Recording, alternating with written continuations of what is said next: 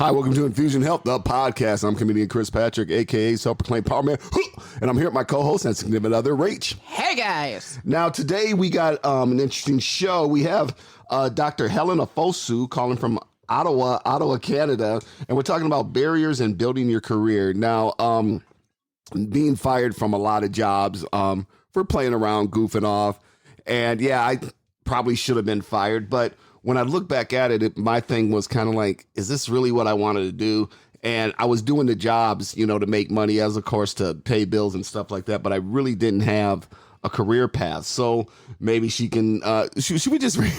Absolutely. But, I was going to touch base on that. You haven't not lost a job since we've been together. I think also having a family kind of like kicked you in the butt too. Anyways, yeah, definitely bring her on. Well, definitely because, you come home and the family's sitting there hungry and they're like, how come we're not eating? Well, you need to get a job, I actually know some guys who still won't get a job, but I'm not one of those. But we're going to bring her on. Dr. Helen, welcome to the show. Thank you. Thanks for having me. This looks like a good conversation. So like I said in the opening, I was doing jobs, to make money, to pay bills, pay car notes and stuff like that. But when you look at it and you're like, I'm really not liking this. I'm just going through the motions, and maybe subconsciously I got fired or tried to get fired. I don't know. But how do you work with barriers in building your own career? Let's talk about that, and let's talk about what you do. Well, I have a background in work and business psychology, and I've been offering executive coaching, career coaching, and some HR services in my own company since about 2012. And the story you were telling about feeling, kind of unmotivated, lackluster in jobs, I remember going through that myself when I was an employee. And I often think that part of the problem is just a bad alignment between what we're good at, what we like, and what's required of us at work. So I'm sure now you're in roles that are a lot more satisfying, so you can knock it out of the park. Yeah. Well, what I do now, custodial maintenance, it's like, it's a good job, pays good, union job, stuff like that. The money's good and all that. But my real passion I've found out lately is cooking. I'm also trying to get a food truck. I've been running my own business on the side since 2017. So that's where my real passion is on the weekend. Getting that food truck, absolutely. Yeah. And I was posting some of the stuff I cook on Facebook, and a lady I used to rent from, she's like, I'll invest in you. She goes, I can see you got a passion for it. So working on that, but also too, I got to keep the day job to like I said, make sure we're not living in a cardboard box. We got rent to pay. We got stuff to 5 kids. Yeah. Yeah. Well, I've heard certain business coaches saying that it's not good to have a side hustle. You need to be all in. But I'm with you. I think it makes an awful lot of sense to nurture something over time. And a lot of experts, even Adam Grant, a big organizational psychologist, he's shown research that says that if you start as a side hustle, you're not pressuring yourself to earn all your money from that thing. So you can build it properly over time. Exactly. Yeah. The way he wants it. And when he's doing it, then he's doing it. That's it. Yeah, because it's one of those things where and I've seen people, like you said, I've read motivational books and stuff like that, and I've seen people where they're like, yeah, you just got to go all in. But it's like, well, if you ain't got the money to pay your rent and to pay your, are you living out of your van? And again, nothing against people who do that. It's like, okay, sink or swim, and nothing against that. But my thing is that if you have your day job and you're still keeping, you're still keeping your house, your apartment, your house, your car, you're still paying that and doing it on the side. Then once this really starts to make money, then you can quit your day job. Well, the head of FUBU, he was working out of his apartment building. Yep. He was working. Damon Johns. But he didn't have kids. Yeah. We have 5 kids that we still have to support. Well, that's it. Of course, you got to be realistic. Well, we don't support we kind of support them. We got 5 kids. 4 of them are working. One of them's about to get a job. One of them works at like fast food. We got 2 that work at a fast food place, and we got one that works at one that's in college, and then we got one that works at a dinner theater out here. So they all got jobs. They're 19 and 17, but they all got jobs. But still, they come home looking at what's for dinner, as kids do. Of course. Yeah, so I think in the work-life situation, some people have internal barriers or battles. So, not having the right alignment between what they're good at, what their interests are, and what's required at work. Mm-hmm. But there's other people who are dealing with things that are more external. So maybe they're kind of grinded down because the environment is toxic. Mm-hmm. Maybe there are issues around harassment or discrimination or bullying, scapegoating, and all of that stuff. Well, that makes it harder to be your best self. That makes it harder, to not develop imposter syndrome and other issues. Mm-hmm. Mm-hmm. Well, that's the thing too with people that you go to work and it's like the people I'm working with, I'm not happy here. I'm not, and sometimes that could be a leap of faith too. We're like, hey, you know what? I'm just going to get a different environment. I'm just going to find a better job or do a different job, or find another company that can do the same job and not be around these people, Mm-hmm. And it's one of those things where for the longest while, I thought that when you're in a bad work environment, it's just more of a nuisance, right? Maybe you don't like the people. Maybe they don't like you because you're not the right religion, in their opinion, or you don't have the right skin color, politics or skin color, or you're not the right sexual orientation, in their opinion, those kinds of things. But more recently, I've discovered that there's research that says that all the kinds of things that happen in those situations where you're kind of chronically mistreated, excluded, maybe undermined, all of those things are literally like death by 1,000 cuts. Mm-hmm. And of course, we've all heard that expression. Yeah. But I didn't know that it actually plays out that way physically in our bodies. Mm. So finally, there's research that's saying that when you're putting up with those kinds of things, even if you can tolerate it, right, eventually your body starts to say, "Nuh-uh, this is not good," and you start having issues, whether it's stomach discomfort, headaches, insomnia, and if that's not enough, it'll kind of ramp up. Maybe you'll get to high blood pressure, lots of cortisol going through your body, and maybe ulcers and those kinds of more complicated things. So it's not trivial. Mm-hmm. Right. But when the stuff you're saying, okay, somebody goes to work and they're at this job and they're dealing with all this, but the reason they keep going back day after day is because they got bills. I got to pay my rent. I got to pay my car note. I got to eat.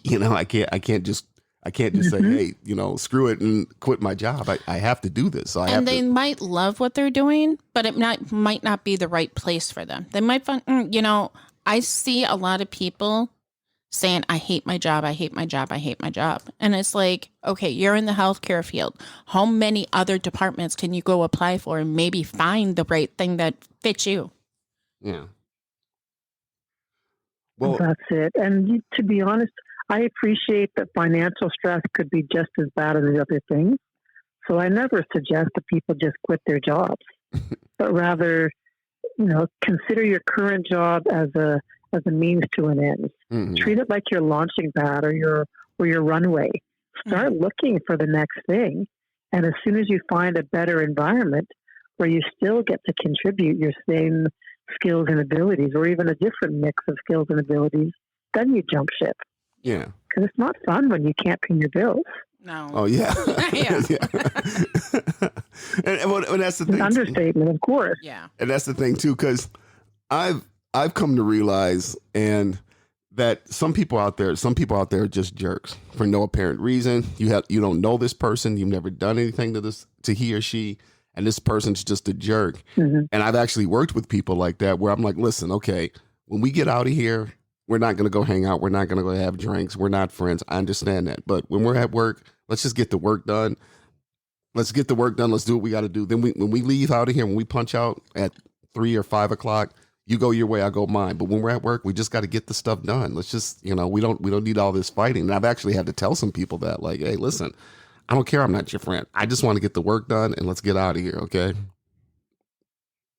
Mm-hmm. And, I think that there's something that happens in certain organizations during the hiring process where they end up getting more of these jerks in there than they should. Yeah. Mm-hmm. So let's face it, most HR people, most business owners, they all think they've got a great knack for spotting great people. Mm-hmm. And sometimes, especially if you're being too hasty, you end up being kind of swayed by people who can, do some sweet talking, seem very articulate, seem very, they just seem convincing.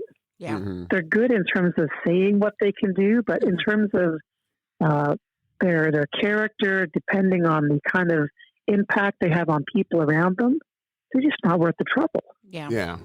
But I do think that, let's face it, when you think about it, have you not seen hiring processes that seem lickety-split?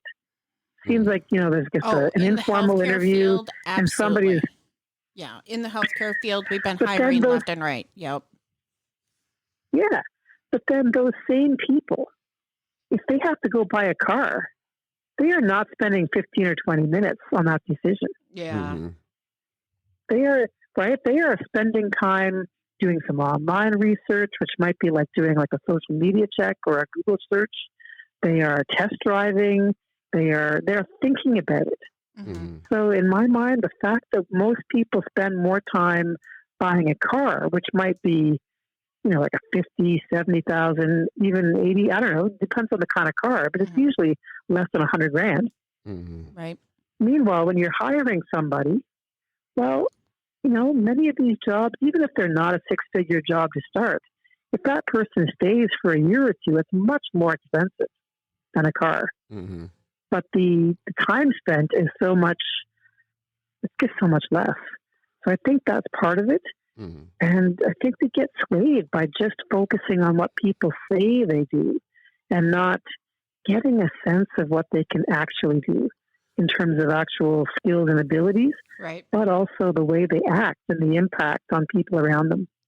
Well, what about like I don't know how far how Canada's going, but I know in America, there's been a lot of people aren't working, and not because they don't want to work, because there's after COVID and you had the COVID checks coming out and stuff like that. A lot of people are like, well, I don't know if I want to go back. So right now, everybody's desperate. I mean, you drive down the street anywhere here in especially in Minnesota. I mean, in Minnesota, now hiring. And I think that's tapering off. But just to go back a little bit to what you were saying, it used to be, and it still is in your applications, who would recommend you, and they would call them Mm-hmm. and they would get a gist of who this person is and all that. I had to write a paragraph on a friend of mine about what kind of worker I knew she was. And thank God I had worked with her, and I was able to say, hey, she's an amazing worker, blah, blah, blah. And they had reached out and asked that. But I've asked other people when I was searching for a job, I put you down for a reference. Did they ever call you? No, they never called me. And that's starting to be more of the norm. And I think it should never be that. You should research those resources that we're giving you in that application. Well, absolutely. And frankly, even the paragraph answer you had to give, I would personally want to ask more. Yeah. It shouldn't be like a 1-minute reference check, right? A short paragraph is like a 1-minute reference check. If someone's buying a car, they are not relying on one paragraph review that they find online. They're going a little further. Yep. And the thing we don't really think about is that when you have that one bad apple, that bad apple can create a whole lot of turmoil. Yeah. Yeah. I mean, there's so many situations where you've got one or even a couple of people who are, just engaging in all kinds of uncivil behavior. Mm-hmm. So the people around them are, at a minimum, those people are distracted by trying to protect themselves from this person. Right. Maybe sometimes not having enough bandwidth to deal with that person, so just calling in sick, or underperforming because of the drama that person's creating. Mm. And when you multiply that out by all the people that person interacts with, chances are they're just not worth it. Mm. Yeah. Well, bringing this to another point, when you're building your career, I think it's important to know that there's things out there like reviews and Yelp and all those other things these days. When you are personally looking for the right fit for yourself, that a lot of people are not exploring. I know for myself, I never turned this company into state, but I did leave a decent negative review for future employers or families going to this company. And I think that's important when you're trying to find the right fit for you. Absolutely. Doing your research before you even go for an interview, or before you even invest time in applying, right? So Glassdoor, there's a new site called Inside Voices. And that's one where people, they explain what it's like to work there in terms of the workplace culture. Mm. Mm. Because who wants to be watching people mistreated? Yeah. It's gross. And who wants to be on the receiving end of that? Mm. Well, like he said before, working with people with different races, sexual orientation, different religions, stuff like that, different, coming from a different country, stuff like that. I've worked with all those people, and I've had people come to me, so-and-so's gay, and it's like, well, you trying to sleep with them? No, all right. Are they doing their work well? that's his business. Well, that's it. That's his business. Well, we're working. I mean, after when we go out of work, but hey, that's his business. And when you actually, and again, it's the old adage, once you talk to them, once you get to know him, it's like, yeah, he's a good guy. He's a good, nice person, nice lady, but when she goes home, she goes to a girl. When he goes, but, as far as work, as far as stuff there, find out we're interested in some of the same stuff, Yeah. Go hang out at a movie together. Yeah. Totally chill. Well, that's it. But I look forward to look forward to the day when we get to a point where those kinds of things are treated just the same way as hair color, height, and whatnot, because it really makes no difference in terms of can someone contribute. In fact, if anything, we're better off when we have more variety in the workplace, more perspective. You can almost see around corners differently because different people know, different things. They know what to be looking for. They just, that combined impact of multiple perspectives and insights, it's always more valuable. Yeah, well, it's also too, like, somebody may come to work and they may have their hair a different style or wearing their hair a certain way and be like, why is their hair like that? Well, have you ever talked to him about why his hair's like that? Well, actually, the reason his hairstyle is like that, that's an ancient, because his ancestors are, their culture, they have their hair like that because of this, and it actually takes a while to put their hair like that. So, when you look at it, when you understand it, and that's always been my thing too, was like, if you talk to them and ask them questions and find out and you understand it, then you realize, oh, this is why they wear their hair like that. Well, not just hair, but, when Somalians and Muslims were starting to move more into our country, everybody was saying such nasty things about bed sheets. They're wearing bed sheets and it's like, okay, do you know that's a religious thing? That this is how they honor their God? And if you went over to their country, would they demand their beliefs, their rights, their way of life upon you? Usually not. And fundamentally, does it change their ability to contribute at work? Mm-hmm. No. Yeah. I mean, if you're like a fireman or something, then yeah, maybe you can't wear flowing clothes. Yeah. You either wear something that's fire resistant.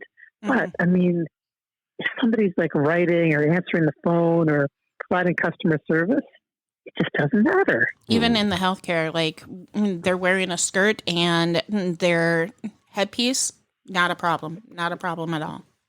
No. Yeah, as long as they can do their work.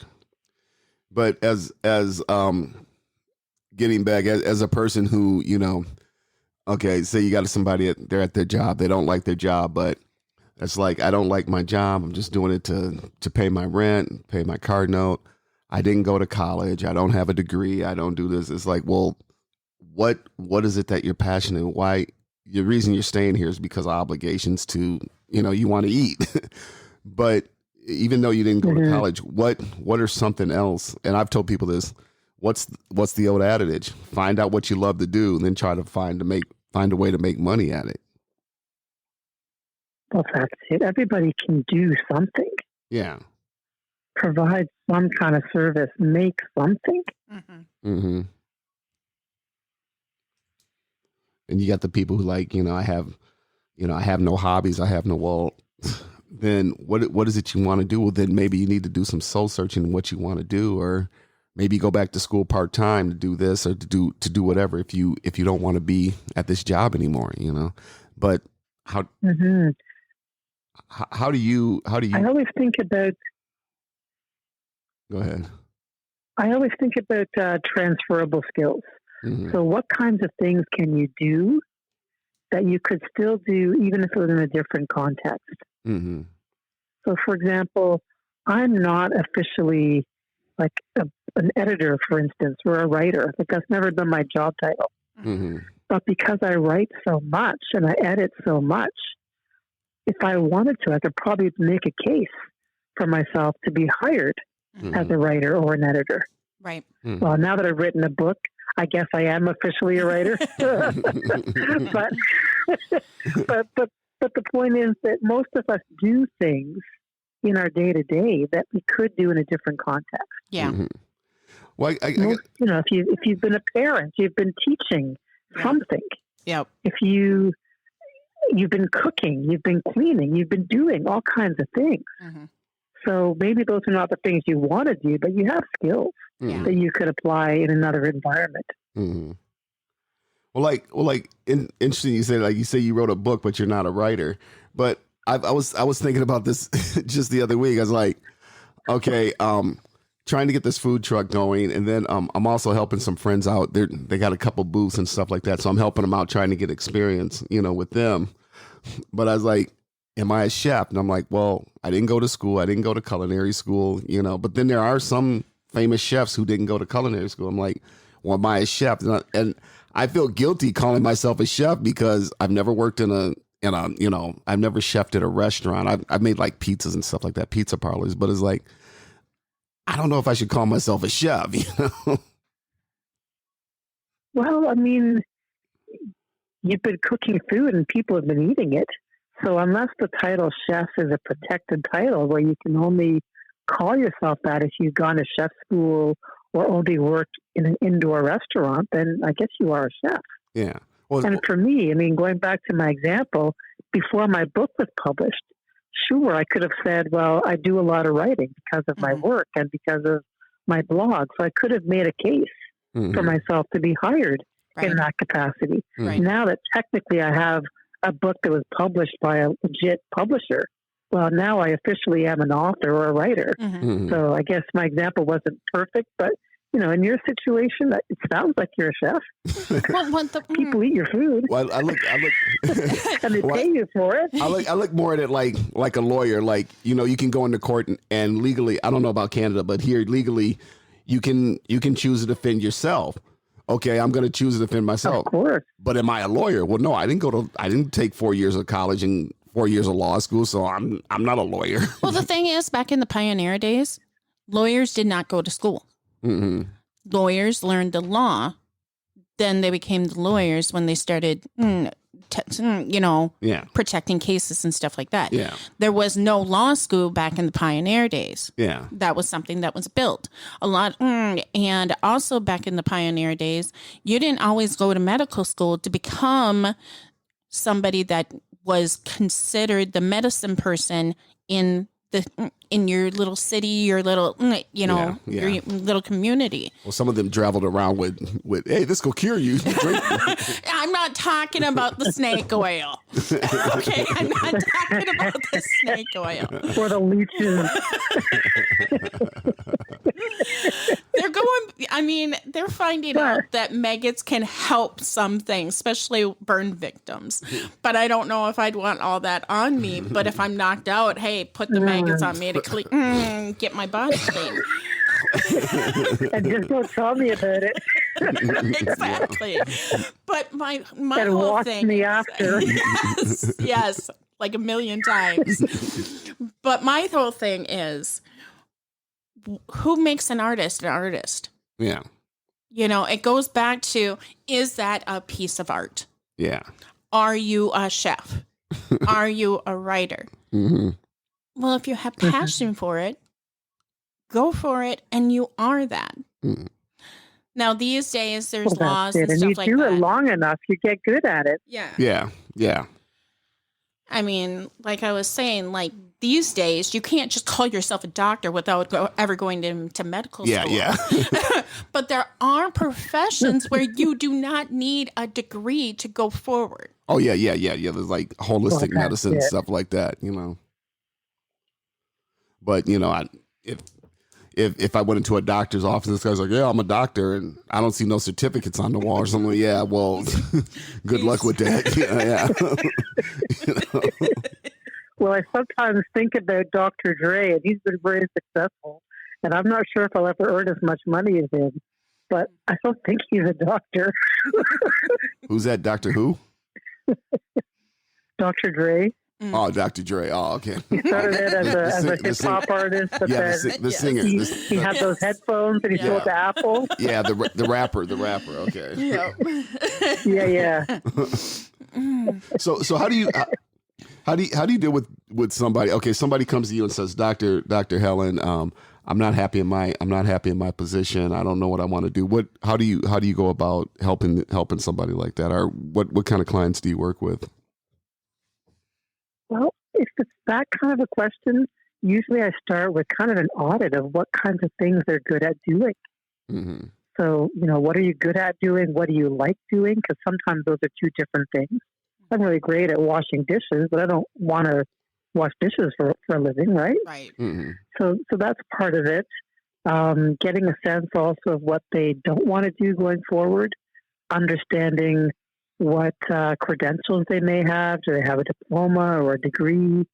What experience do they have? And where else can some of those skills and abilities be useful? Mm-hmm.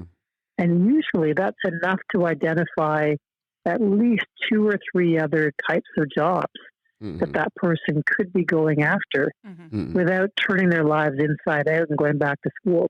Right. Now, the more complicated situation is when somebody's earning a lot of money and they want to make a switch because it's not always easy to find a replacement job that's, paying more than 6 figures. Right. So we need to be careful to make sure that when they make that jump, there's no drop. Right. Yeah. Right. They just transition. And sometimes it takes a little bit of time to, put things in place so that they can make a better argument for why they're a good candidate for a very different role. Mm-hmm. So it's about reframing some of their skills and abilities to make it obvious that they'd be good at doing something else. Right. Well, that was the thing with Rachel. A few months ago, she started she was nursing in Burnsville, and what I guess it got to what happened. Then you moved to another. Yeah. So during the pandemic, we got I started working at this hospital and totally fell in love with everybody that I was working with.